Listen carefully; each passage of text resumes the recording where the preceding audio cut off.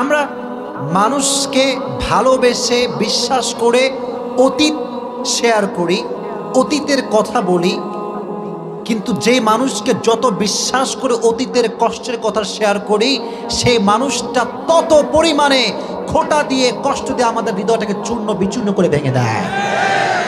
মানুষ বড় বেঈমান। আজকে আমরা শুনবো অতীত নিয়ে খোঁটা দিলে কিংবা ভালো হওয়ার পরে যদি কোনো ব্যক্তি কোনো মানুষকে খোঁটা দেয়, তার লাইফে কি কি আযাব আসবে আজকে আমরা কোরআন এবং হাদিস থেকে জানবো। রাজি আছেন তো ইনশাআল্লাহ? ফার্স্ট, যদি আপনি কাউকে অতীত নিয়ে খোঁটা দেন, তার ভালো হওয়ার পর তাকে খোঁটা দেন, তাকে লাঞ্ছিত করেন, অপেক্ষা করেন আল্লাহ আপনাকে একদিন লাঞ্ছিত করে ছাড়বে। কোনো সন্দেহ আছে আপনাদের ভেতরে? আল্লাহ কাউরে ধরে না, ধরলে আল্লাহ ছাড়ে না। ব্যাপারটা কি জানেন? যে মানুষটা কাউকে বিশ্বাস করে অতীতের কথাটা শেয়ার করেছে, সে মানুষ হচ্ছে সৎ, আর যারে শেয়ার করতে সে হচ্ছে একটা গাদ্দার। এই মানুষটা কি করে জানেন? প্রথমে সব সুন্দর করে মিষ্টি ভাষায় বলো, তুমি না আমার বন্ধু, তুমি না আমার ভালোবাসা, তুমি না আমার বউ, বলো বলো বলো বলো বলো। আর যখন বলা শেষ, কাটা জায়গায় লবণ আঘাত মারতে এক মুহূর্ত দেরি করে না। রাসূল কারীম সাল্লাল্লাহু আলাইহি ওয়াসাল্লাম বলেছেন, লা তুযুল মুসলিমিন, তোমরা মুসলমানদেরকে আঘাত করো না, ওয়ালা তুআইয়িরুহুম, তোমরা মুসলমানদেরকে লাঞ্ছিত করো না, ওয়ালা তাত্তাবিউ আওরাতিহিম, তোমরা কারো গোপন দোষ তালাশ করো না। ফাইন্নাহু মান তাতাব্বা আওরাত আখিহিল মুসলিম তাতাব্বা আল্লাহু আওরাতাহু, আল্লাহর নেচারটা হচ্ছে যে মানুষের গোপন দোষকে লোকের সামনে প্রকাশ করবে, আল্লাহ তাকে মানুষের সামনে ল্যাংটা করে ছেড়ে দেবে। আওয়াজ দিয়ে বলেন ঠিক কিনা? ওয়ামান তাতাব্বা আল্লাহু আওরাতাহু ইয়াফযাহু ওয়ালাউ ফি জাওফি রাহলিহি, আর আল্লাহ যারে ধরবে, আল্লাহ যারে লাঞ্ছিত করবে, সে পৃথিবীর যেখানেই পালিয়ে যাক না কেন, আল্লাহর পাকড়াও থেকে সে বাঁচতে পারবে। যদি আপনি মানুষকে খোঁটা দেন, definitely, indeed and verily, Allah subhanahu wa ta'ala will humiliate yourself.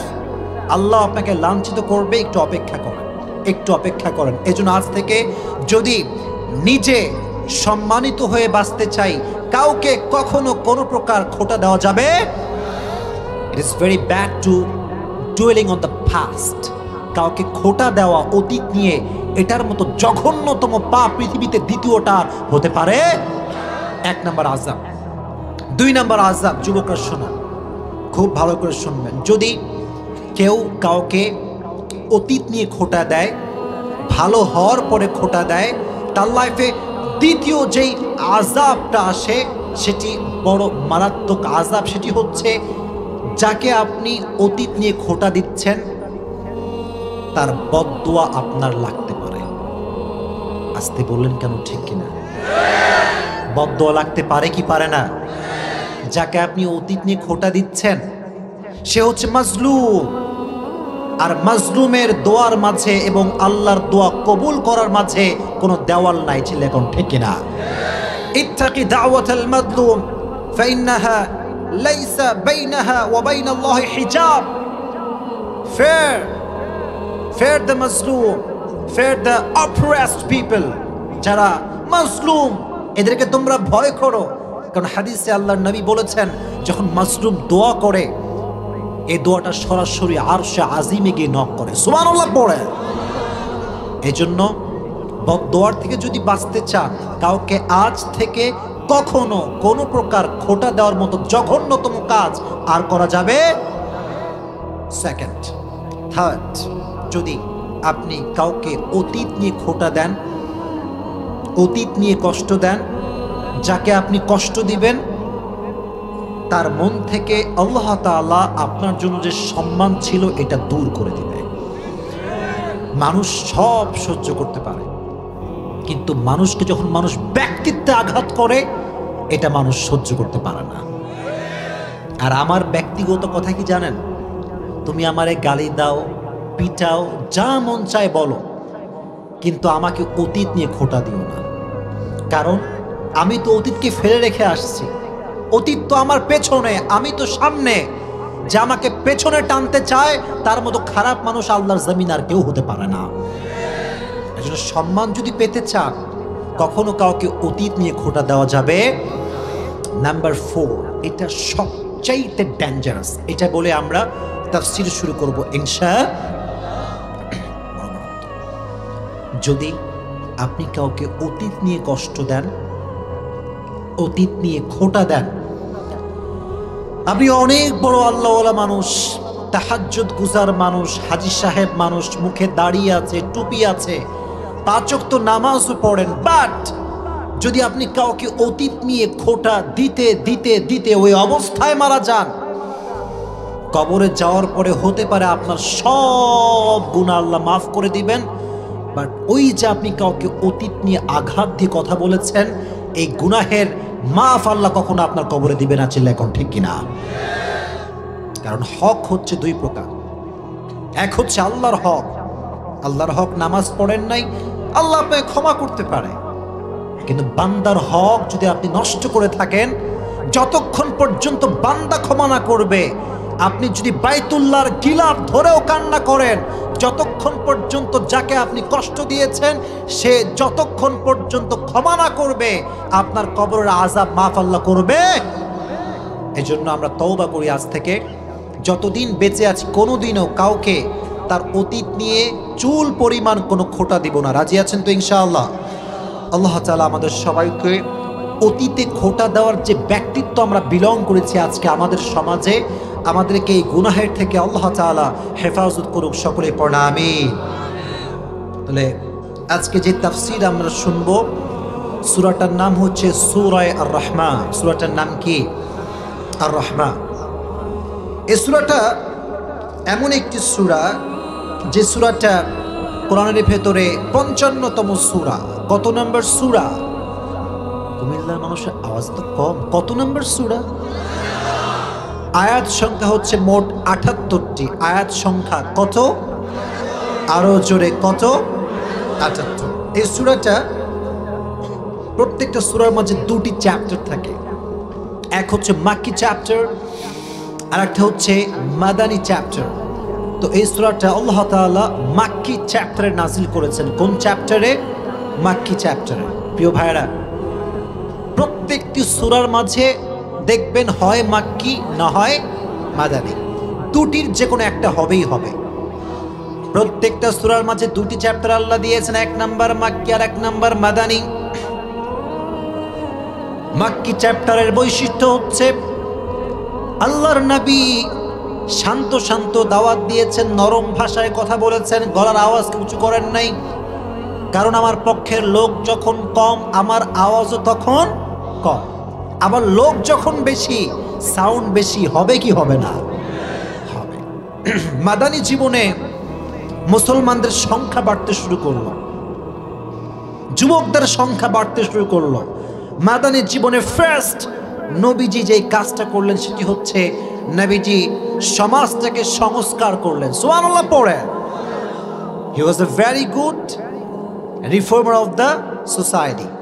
শোনেন নাই? As a father, as a teacher, as a lawyer, as a commander, as a messenger, Muhammad is the superman of the world. Allahu Akbar. বাবা হিসেবে, নেতা হিসেবে, সমাজ সংস্কারক হিসেবে গোটা বিশ্বের জন্য আমার নবীকে সুপার মডেল করে পাঠিয়েছে একজন, তিনি কে? এটা হচ্ছে মাদানী জীবনের বৈশিষ্ট্য।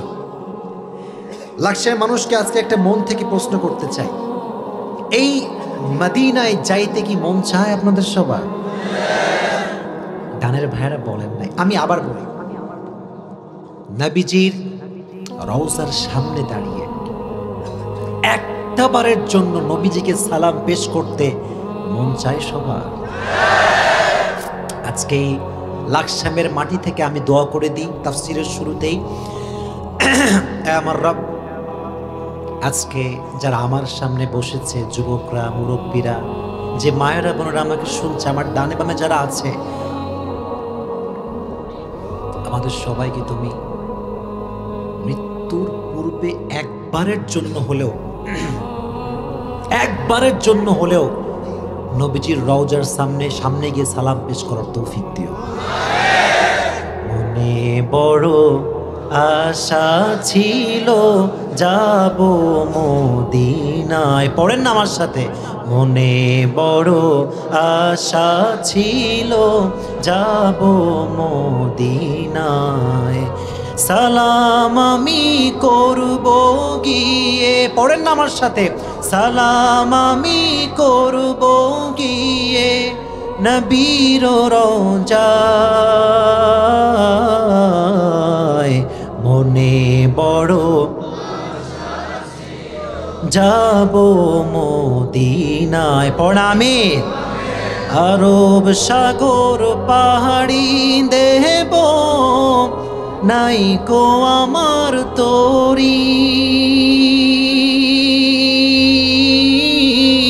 পাখি নই যে উড়ে যাব ডানাতে ভর করি, ঠিক না? আরব সাগর পাহাড়ি দেব নাই কো আমার তোরি, পাখি নই যে উড়ে যাব ডানাতে ভর করি, আশায় আছে সম্বল নাই, পড়েন, আশায় আছে সম্বল নাই, কি করি উপায়, পড়েন না, মনে বড় যাব মদিনায়, সালাম আমি করব গিয়ে নবীর রওজায়, মনে বড় আশা ছিল যাব মদিনায়, পড়ামি সবাইকে তুমি নবীজির রওজার সামনে দাঁড়িয়ে একটা বারের জন্য হলো সালাম পেশ করার তৌফিক দিও, সকলে চিৎকার করে পড়া আমিন। এই সূরাটার ফজিলত কি? হাদিসে এসেছে রাসূল করিম সাল্লাল্লাহু আলাইহি ওয়াসাল্লাম বলেছেন, যে ব্যক্তি সূরা রহমান বেশি বেশি তেলাওয়াত করবে আল্লাহ রাব্বুল আলামিন তার জন্য জাহান্নামের দরজা বন্ধ করে দিবেন, জান্নাতের সমস্ত দরজা আল্লাহ তার জন্য খুলে দিবেন। This is the number 1 significance. Number 2, যে ব্যক্তি সূরা রহমান বেশি বেশি তেলাওয়াত করবে কিয়ামতের কঠিন ময়দানে তার চেহারাটা চাঁদের ন্যায় ঝলমল করে চকমক করতে থাকবে, সুবহানাল্লাহ পড়া। আবার হাদিসে এসেছে রাসূল করিম সাল্লাল্লাহু আলাইহি ওয়াসাল্লাম বলেছেন, সূরা রহমান যে ব্যক্তি বেশি বেশি তেলাওয়াত করবে তার রিজিকটাকে বৃদ্ধি করে দিবে একজন, তিনি কে? এই সূরা রহমানটা হচ্ছে পুরো কোরআনের অর্ধেক সৌন্দর্য আল্লাহ তাআলা সূরা রহমানের ভেতরে ঢুকিয়ে দিয়েছে, সুবহানাল্লাহ পড়ে। আবার আল্লাহর হাবিব বলেছেন, লিকুল্লি শাইইন উরুজ ওয়া উরুদুল কোরআনি সূরাতু আর রহমান, প্রত্যেকটা জিনিসের একটা নববধূ আছে, আর কোরআনের নববধূর নাম হচ্ছে সূরা আর রহমান। আস্তে পড়লেন কেন? মন খুলে পড়েন সুবহানাল্লাহ। এখন প্রশ্ন যে হুজুর সূরা রহমানকে কোরআনের নববধূ কেন বলা হয়? প্রশ্ন আছে না নাই? একজন নববধূ যখন নতুন বিয়ে করে বাসর রাতে দেখবেন নববধূ লাল বেনারসির শাড়ি পরে, চুড়ি পরে, হাতে পায়ে আলতা মেখে, সুন্দর করে মেকআপ করে, লিপস্টিক দিয়ে পুরো শরীরটাকে তার স্বামীর জন্য উজাড় করে সাজায়, ঠিক না? এক্স্যাক্টলি একজন নববধূ যেমন তার স্বামীর জন্য বাসর রাতে পুরোটা উজাড় করে সাজায়, এই সূরা রহমানের ভেতরে দুনিয়াতে আল্লাহ তাআলা তার বান্দাদেরকে কি কি নিয়ামত দিয়েছেন, দুনিয়ার পরকালীন জীবনে কি কি নিয়ামত দিবেন, প্রত্যেকটা কথা আল্লাহ তাআলা বান্দাদের জন্য সুন্দর করে সূরা রহমানের ভেতরে সাজিয়ে দিয়েছে। কোন সুবহানাল্লাহ। আল্লাহ শুরু করছেন, আর রহমানু আল্লামাল কুরআন খালাকাল ইনসান। এই আয়াত কখন নাজিল হয়? হাদিসের ভেতরে এসেছে রাসূল করিম সাল্লাল্লাহু আলাইহি ওয়াসাল্লাম সবার মাঝে দাওয়াত দেওয়া শুরু করলেন আর বলতে শুরু করলেন ওয়া ইযা কিলা লাহুমুসজুদু লিররহমান, তোমরা রহমানের সিজদা করো। তখন সবাই প্রশ্ন করলো ক্বালু ওয়া মার Rahman, who is the Rahman? সবাই প্রশ্ন করলো রহমানটা কে? আল্লাহ বলল রহমান কি চেনো না? আজকে তোমাদেরকে সূরা রহমানের ভেতরে রহমানের পরিচয়টা আমি তুলে ধরবো। আল্লাহু আকবার। আর রহমান সবচেয়ে মায়াময়, দয়াময়। শুধুমাত্র একজন, আওয়াজ দিয়ে বলেন তিনি কে? কে? আরো জোরে কে? আল্লাহর মতো দয়াময় পৃথিবীতে দ্বিতীয়টা আর কেউ কি হতে পারে?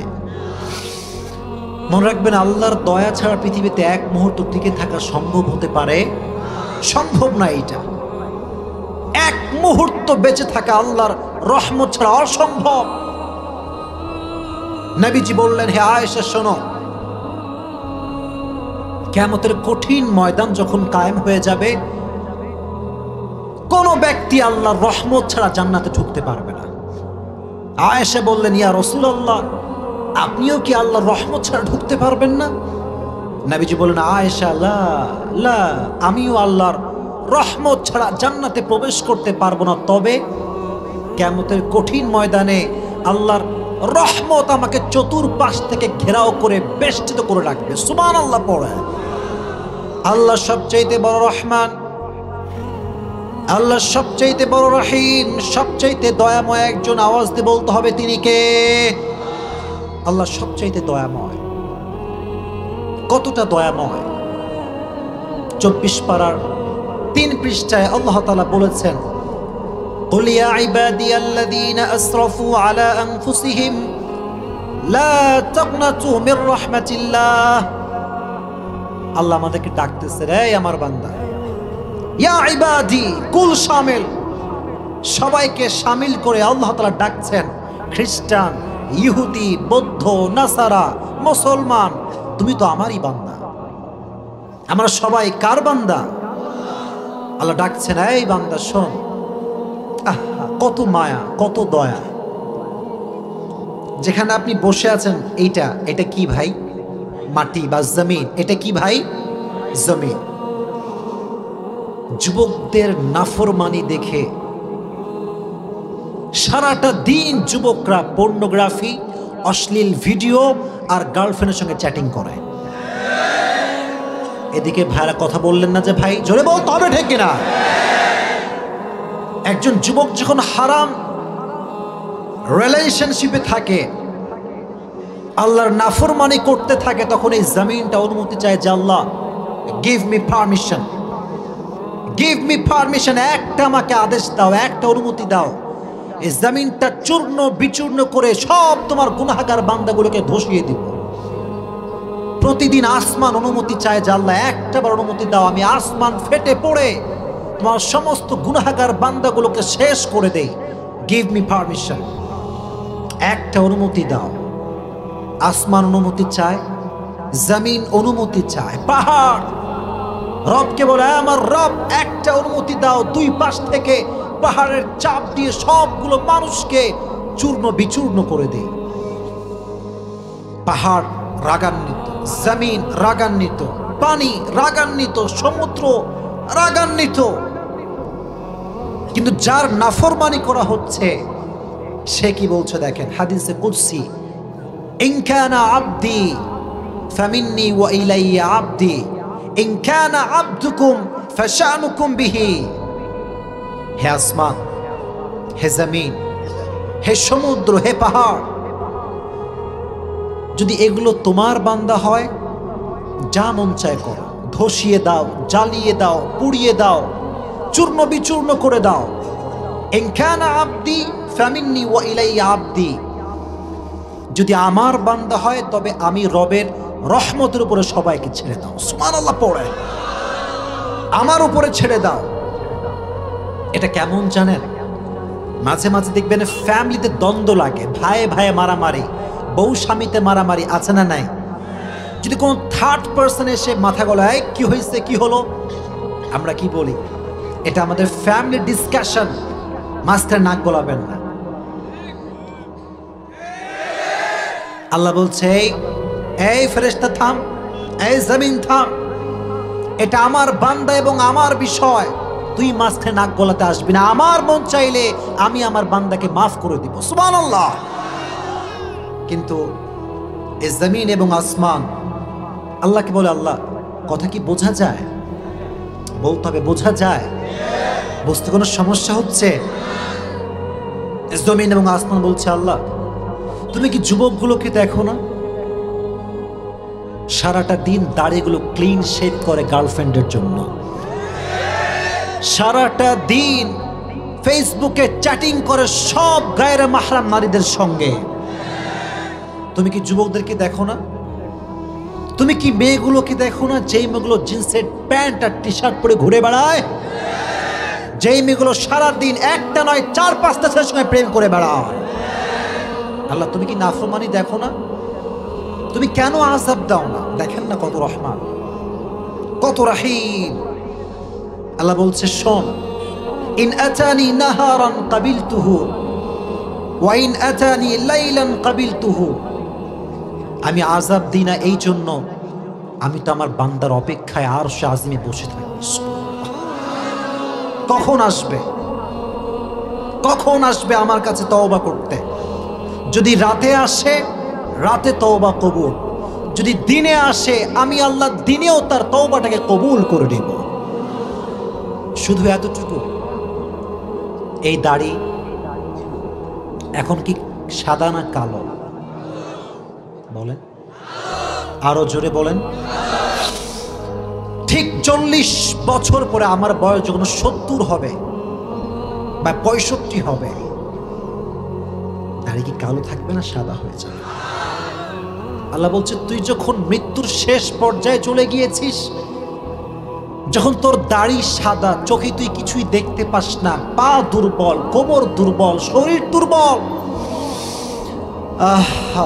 তুই যদি সেই মুহূর্তে তওবা করতে যাস, মানুষ বলবে আরে বুড়া বয়সে কিসের তওবা, হ্যাঁ? মানুষ বলবে।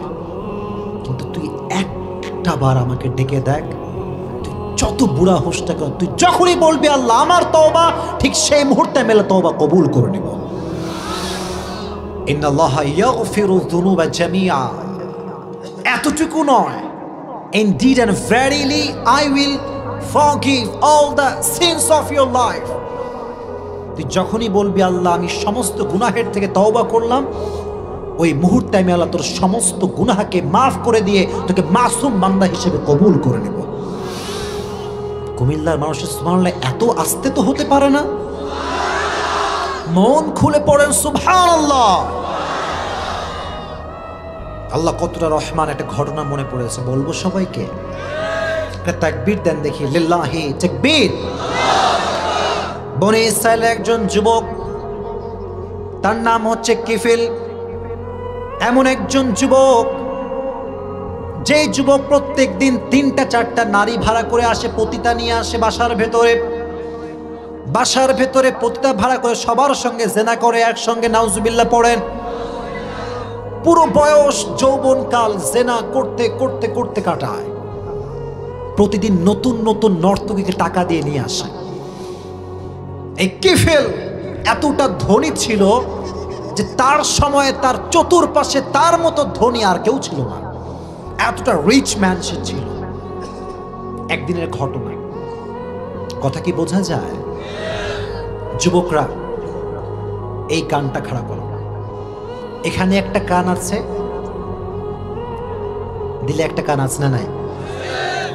यहां से जब सुनोगे यहां से निकल जाएगा, लेकिन जब यहां से सुनोगे खुदा की कसम ये जाएगा ठीक लेकिन निकलेगा नहीं। হৃদয়ের কান দিয়ে শুনতে হবে আজকের ওয়াজ। রাজি আছেন তো ইনশাআল্লাহ? কিফিল প্রতিদিন নর্তকীদেরকে নিয়ে এসে জেনা করে। প্রতিদিন নতুন নতুন নর্তকী, টাকার কোনো অভাব নাই, কোটিপতি যুবক। হঠাৎ একদিন কিফিল আগের মতোই একজন নারীকে নিয়ে আসছে জেনা করার জন্য, নাউজুবিল্লাহ পড়ে। টাকা দিয়ে ভাড়া করে নিয়ে আসছে। যখন কিফিল জেনা করবে, ঠিক তার পূর্ব মুহূর্তে তাকায় দেখে যে যে নারীকে সে নিয়ে আসছে আজকে জেনা করার জন্য, সে নারীর চোখ দিয়ে অঝরে অঝরে অঝরে পানি ঝরছে, দু চোখ ভর্তি পানি আর পানি, পানি আর পানি। কিফেলের হৃদয়ে মেয়েটার কান্না হৃদয়ে গিয়ে আঘাত করলো। আল্লাহু আকবার। কিফেল ডাক দিয়ে বলল, হে মেয়ে, তুমি কাঁদছো কেন? তোমাকে আমি টাকার মাধ্যমে ভাড়া করে এনেছি, তুমি তো আমার সঙ্গে জেনা করবা, আজকে তোমার চোখে পানি কেন? মেয়ে ডাক দিয়ে বলছে, হে যুবক কিফেল, আমি একজন ভদ্র ঘরের মেয়ে, সম্ভ্রান্ত পরিবারের আমি একজন মেয়ে, কিন্তু আজকে আমার অভাব আমাকে পতিতার জায়গায় নিয়ে এসেছে।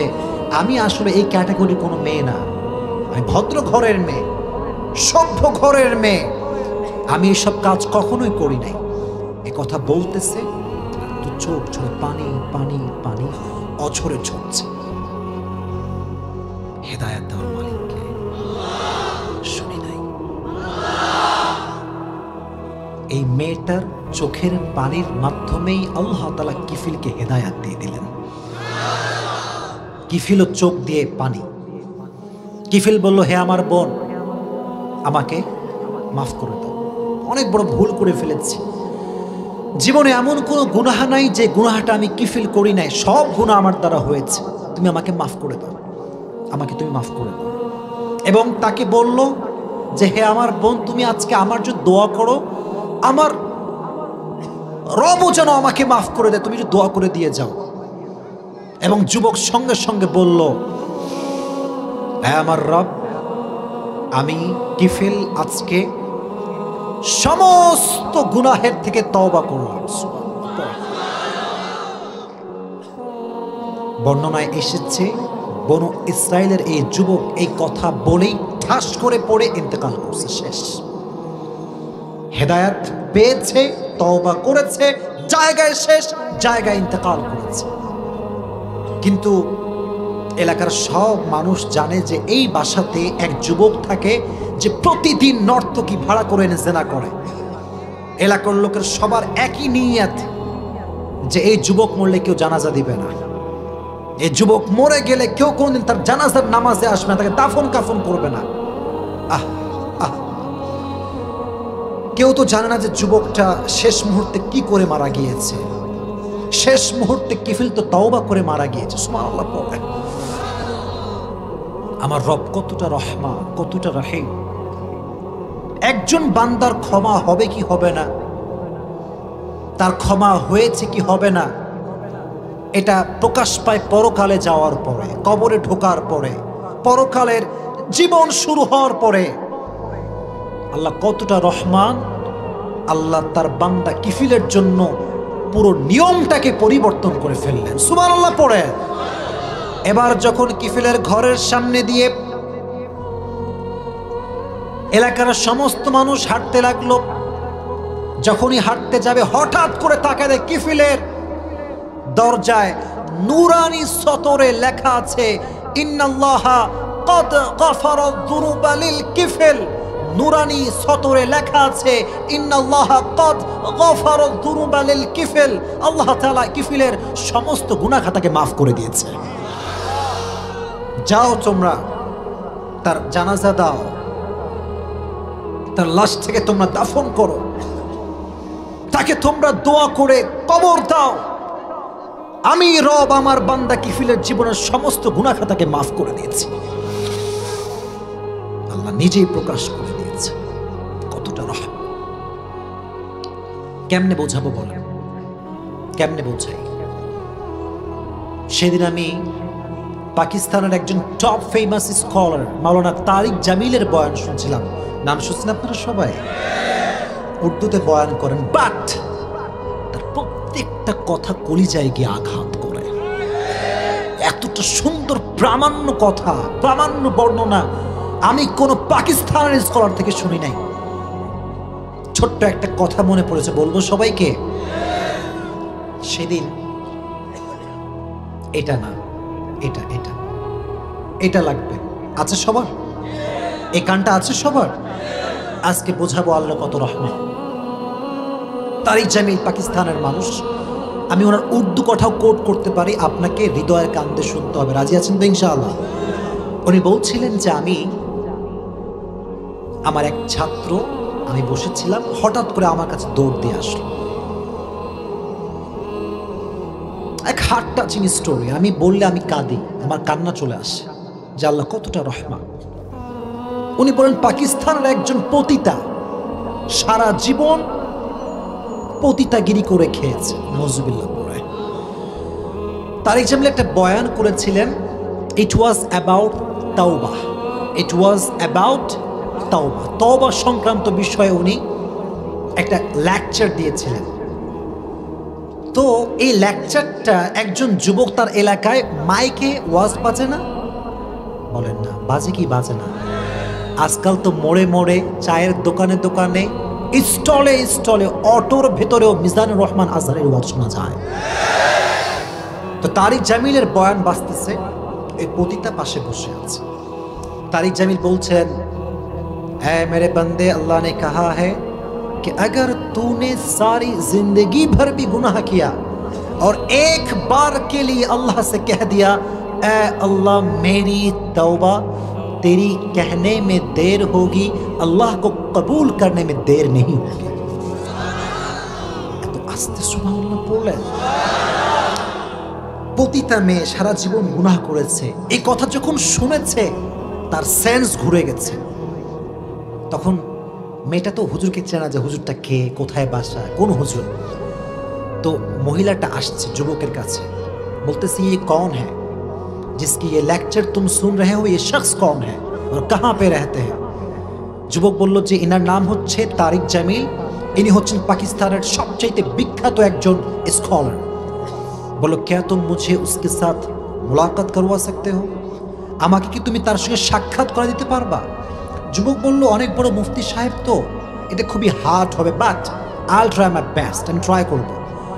হুজুরকে খুঁজে পায় না, খুঁজে পায় না, খুঁজে পায় না, খুঁজে পায় না, খুঁজে পায় না, কোথায় কোথায় কোথায় খুঁজতে খুঁজতে সব ক্ষমতা কার হাতে? হেদায়াত কার হাতে? একদিন ফাইনালি এই পতিতা নারীর সঙ্গে আল্লাহ তাআলা তারিক জামিলের সাক্ষাৎ করাই দিলেন। সুবহানাল্লাহ বলেন। তারিক জামিল বললেন, আমি আমার অফিসে বসে আছি, হঠাৎ করে একজন মহিলা আমার অফিসে ঢুকলো, ঢেকে আমাকে ঢুকার পরে আমাকে কেঁদে কেঁদে জিজ্ঞেস করলো, হুজুর आपने जो कहा है कि अगर बंदा कह दे मेरी तौबा मेरी तौबा, अगर बंदा कह दे मेरी तौबा अल्लाह को कबूल करने में देर नहीं होता, क्या ये बात सच है जो आपने कहा है। মেয়েটি বলল যে হুজুর আপনি যে বলেছেন তওবা করতে দেরি হয়, তওবা কবুল করতে দেরি হয় না, is it true, is it real, is it such, is it real, এটা কি সত্য যেটা আপনি বলেছেন। হুজুর বলল এটা সত্য, এখানে কোনো সন্দেহ নাই। সুবহানাল্লাহ। মেয়েটা দেখেন হুজুরের সামনে দাঁড়িয়ে বলল, হুজুর ফের मैं भी कहता हूं ऐ अल्लाह मेरी तौबा। মেয়েটা বলল, হুজুর আমিও বললাম আজকে আল্লাহকে, জাল্লা আমার তওবা, মানে আমি জীবনেও আর কোনোদিন পতিতাগিরি আর করব। এটা বলে গো ব্যাক, ফিরে গেছে। অনেকদিন সাক্ষাৎ নাই হুজুরের সঙ্গে মেয়েটা, বহুদিন ধরে সে মহিলাটা হুজুরের কাছে আর আসে না। দীর্ঘ অনেক দিন পরে হুজুর ভাবলেন যে ওই মহিলাটার কি খবর, যে এরকম পতিতা ছিল আমার কাছে এসেছিল। এলাকায় খবর লাগালেন, এলাকার মানুষ বলল যে হুজুর जिसकी तलाश में आप हैं अब वो औरत दुनिया में नहीं है, দুনিয়াতে সেই মহিলাটা আর নাই। তো হুজুর কাঁদলেন, মন খারাপ করলেন, বললেন যে ও कैसे मर गया, তার মৃত্যু কেমন ছিল আমাকে একটু বলো।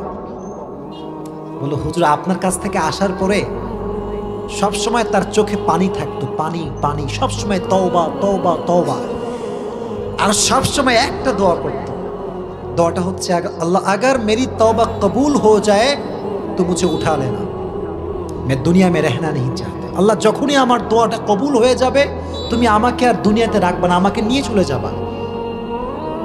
তো হুজুর বললেন কখন মারা গেছে।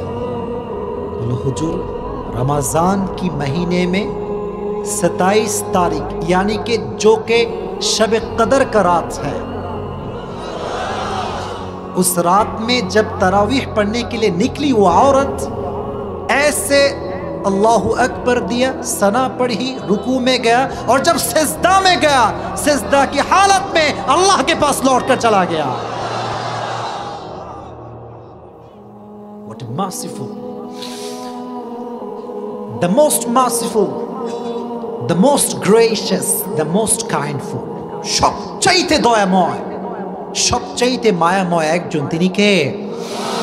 আল্লাহ তুমি দয়ার সাগর, রহমানু রহিম, তোমার দয়ায় পূর্ণ আমার সারা নিশিদিন। ঠিক না? তুমি মিটাও সকল চাওয়া, দুদিন আগে পরে তোমার কাছেই সকল চাওয়া, সবই তোমার তরে। তোমার পথেই চললে সবাই, তোমার পথেই চললে সবাই, আসবে যে সুদিন। পড়েন, তোমার দয়ায় পূর্ণ আমার সারা নিশিদিন। দয়াময় একজন, তিনি কে? এজন্য অনেক গুনাহ হতে পারে, অনেক অনেক গুনাহ তুমি করে ফেলতে পারো, but never lose hope from the mercy of your Lord. রবের রহমত থেকে নিরাশ হওয়া যাবে লা তাকনাতু মির রাহমাতিল্লাহ। রবের রহমত থেকে নিরাশ হয়ে যেও না। সব সময় যতবার গুনাহ হয়ে যাবে ততবার বলবেন, আয় আল্লাহ মেরি তওবা। বলেন, আয় আল্লাহ মেরি তওবা। আল্লাহ তওবা কবুল করে নাও। এটা যদি মন থেকে বলতে পারেন, বলতে দেরি হবে, আপনার দোয়া কবুল হতে দেরি হবে না। সুবহানাল্লাহ। এজন্য এক নম্বরে আল্লাহ বললেন, আমার পরিচয় আর রহমান, আমি সবচাইতে দয়াময়, সবচাইতে আমি বেশি মায়াময়। আমার মতো দয়াময়, আমার মতো মায়াময় এই জমিনে দ্বিতীয়টা আর কেউ হতে পারে? আরো জোরে হতে পারে না।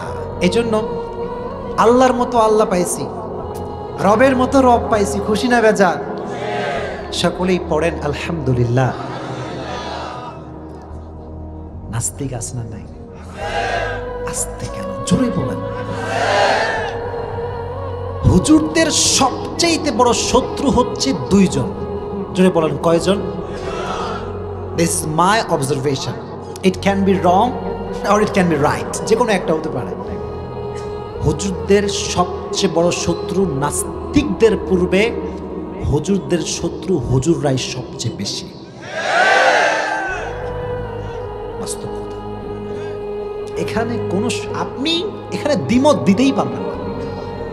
আপনি দেখেন, যখনই কোনো হুজুর যুবকদের কাছে প্রিয় হয়ে যায়, তখনই সেই হুজুর হুজুরদের কাছে অপ্রিয় হয়ে যায়। কারণ কি জানেন? আমি পারলাম না, সে পারলো কেন? হ্যাঁ, আমি এত বড় এলেমওয়ালা, আমি এত বড় সার্টিফিকেট নিয়ে আসছি, আমি তো কথাই বলতে পারি না, হে তো কাঁপাই দিচ্ছে রে। হিংসা আছে না নাই? এই হিংসা গোটা বাংলাদেশকে ধ্বংসের দ্বার প্রান্তে পৌঁছে দিয়েছে। হিংসা বাদ দিতে হবে। হেরে যাবে ওদের হিংসা, জিতে যাবে আমাদের ভালোবাসা। এই ভালোবাসা নিয়ে চলবেন তো ইনশাআল্লাহ।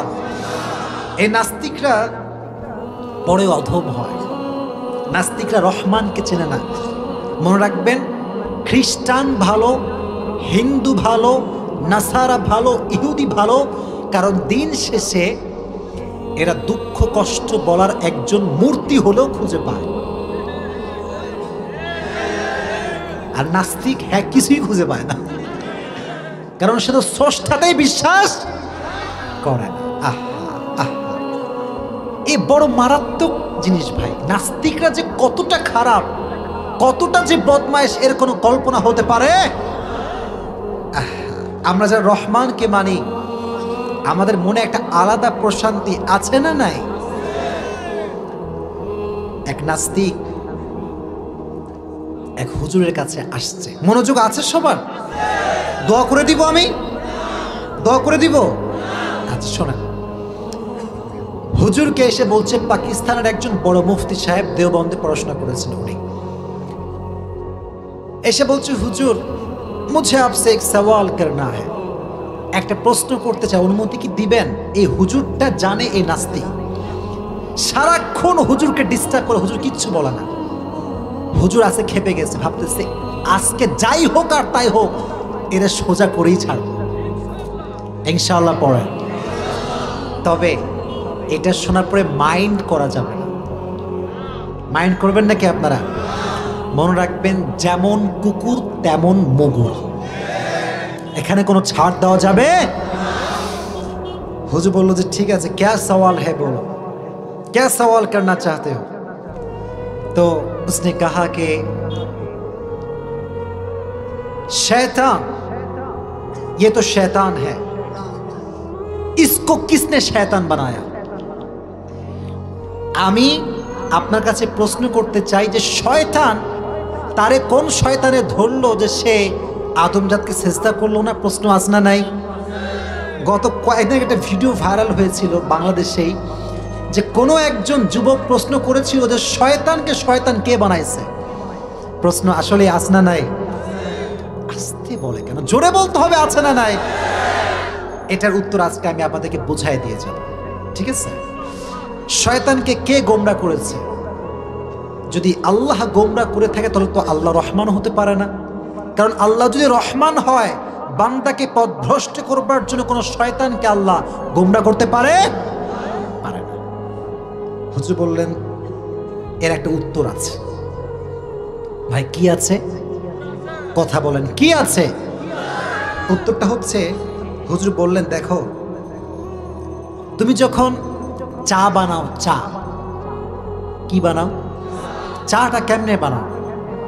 বলো যে হুজুর এই চাটা যখন আমি বানাই, সুন্দর করে একটা কেটলি আছে না, কেটলি, পানি দিতে হয়, পানি দিয়ে একটা চুলার উপর দেখবেন আগুন জ্বলে, জ্বলে কি জ্বলে না?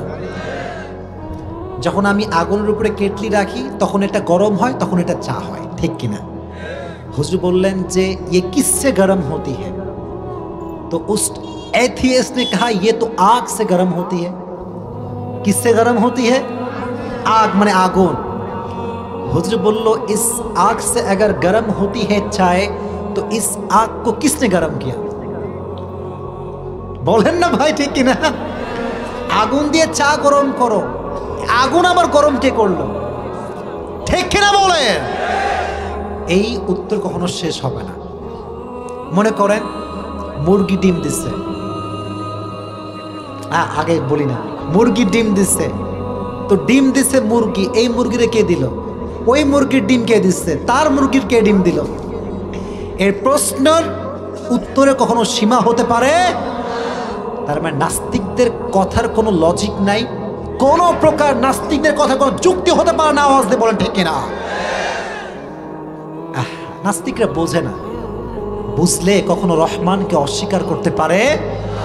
সেদিন আমি জুমার বয়ানে বলছিলাম যে এক ভাড়াটিয়া আসছে, মুসলিম ভাড়াটিয়া, ইমানদার ভাড়াটিয়া, কিন্তু যার বাসায় ভাড়াতে উঠছে সে হচ্ছে নাস্তিক। সে কি ভাই? তো নাস্তিক অলওয়েজ ট্রাই করে যে আমি আমার ভাড়াটিকে কেমন করে নাস্তিক বানাতে পারি। নাউজুবিল্লাহ পড়ে। তো ভাড়াটিয়ার সুযোগে আছে, একদিন ভাড়াটিয়ার রুমের পাশে দাঁড়িয়ে নাস্তিক শুনতে পাচ্ছে ভাড়াটিয়া আল্লাহর কাছে দোয়া করছে, আল্লাহ বড় অভাবে আছি, আল্লাহ টাকা পয়সা কিছু নাই, বাজার করতে পারতেছে না, কোনোভাবে টাকা পয়সা ইন্তজাম করে দাও, বাজারের ইন্তজাম করে দাও। নাস্তিক ভাবছে এই তো সুযোগ, আমি আগামীকালকে সব বাজার করে নিয়ে আসবো আর ওকে দিয়ে বলবো দেখ সব বাজার আমি করলাম, আল্লাহ বলতে রহমান বলতে কিছু নাই। নাউজুবিল্লাহ পড়ে। তারপরের দিন সকাল হয়েছে, গেট বাড়াইছে, এই কে আছো, কে আছো, খোলো। ভাড়াটিয়া গেট খুলছে, গেট খুলে দেখে নাস্তিক আটা, ময়দা, গরুর গোস্ত, মুরগির গোস্ত, ডিম সব নিয়ে হাজির। নাস্তিক বলে এই দেখ, তুমি না গতকালকে দোয়া করেছিলে আল্লাহ আমারে দিয়ে দাও, দেখো আল্লাহ বলতে কেউ নাই, আমি নিয়ে আসছি। এবার মুসলিম বলে বাবা আমি দোয়া করেছি বিধাই তো আল্লাহ তোর মতো নাস্তিকদের আমার রিজিকের ফয়সালা করে দিয়েছে। রহমান কি চেনো না তোমরা? এটা হচ্ছে রহমান। এজন্য আমরা রবকে মনে প্রাণে বিশ্বাস করব তো ইনশাআল্লাহ। রব তার 2 নম্বর পরিচয় দিচ্ছেন, আমরা শেষ করে দিব। আগে এটা তাকবীর দি, লিল্লাহি তাকবীর। শুনি নাই, লিল্লাহি তাকবীর। রবের 2 নম্বর পরিচয় আল্লামাল কোরআন। এই কোরআনটা আমাদেরকে শিক্ষা দিয়েছে একজন, তিনি কে? একটা হাদিস মক্তবে সবাই পড়ছেন না, খায়রুকুম মান তাআল্লামাল কোরআন ওয়া আল্লামাহ।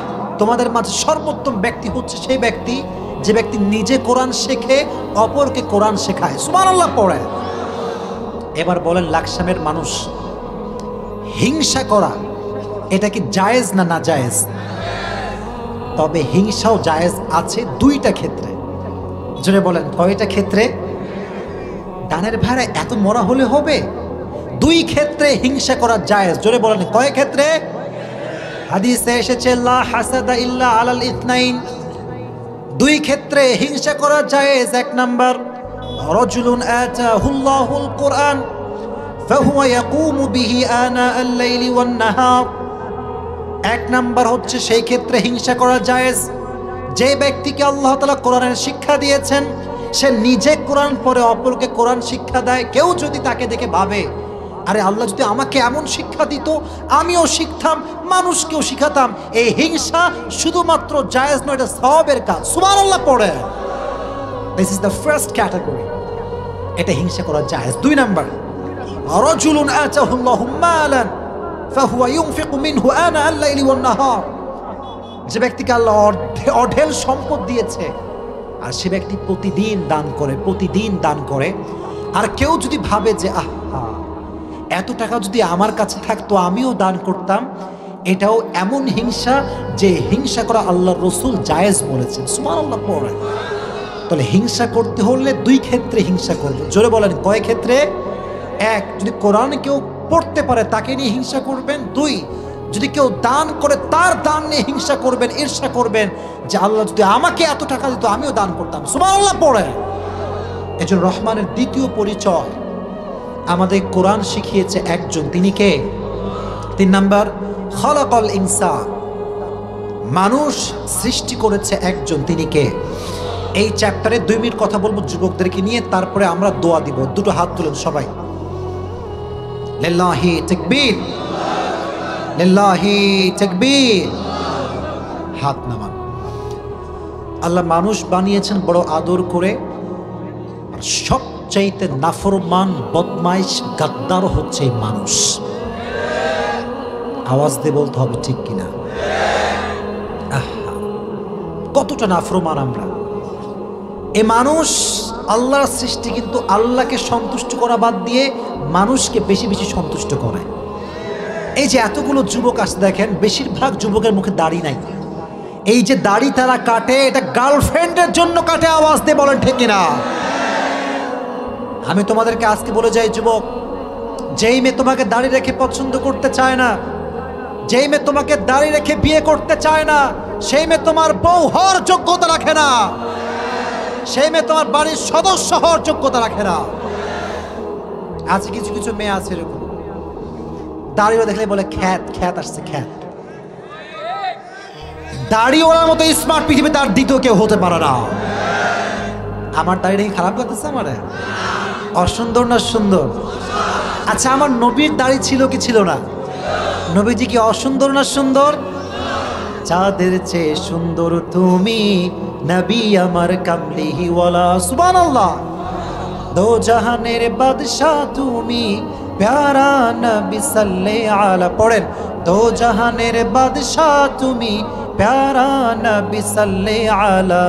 চাঁদের চেয়ে সুন্দর তুমি নবী আমার কামলিহি ওয়ালা। ঠিক না? এজন্য আমরা আজ থেকে নিয়ত করি, আল্লাহ আমাদেরকে সৃষ্টি যেহেতু করেছেন, আমরা আল্লাহর নাফরমানি আর করব। আমরা আজকে যা যা শুনেছি, যতটুকু শুনেছি, আল্লাহ আমাদের সবাইকে সেই অনুযায়ী মানা, বোঝা এবং আমল করার তৌফিক দান করুক। সকলে পড়া আমিন। এই যুবক, বসো। মানে সে আর্জেন্টিনার খেলা আছে, যেতে হবে, যেতে হবে। বসেন।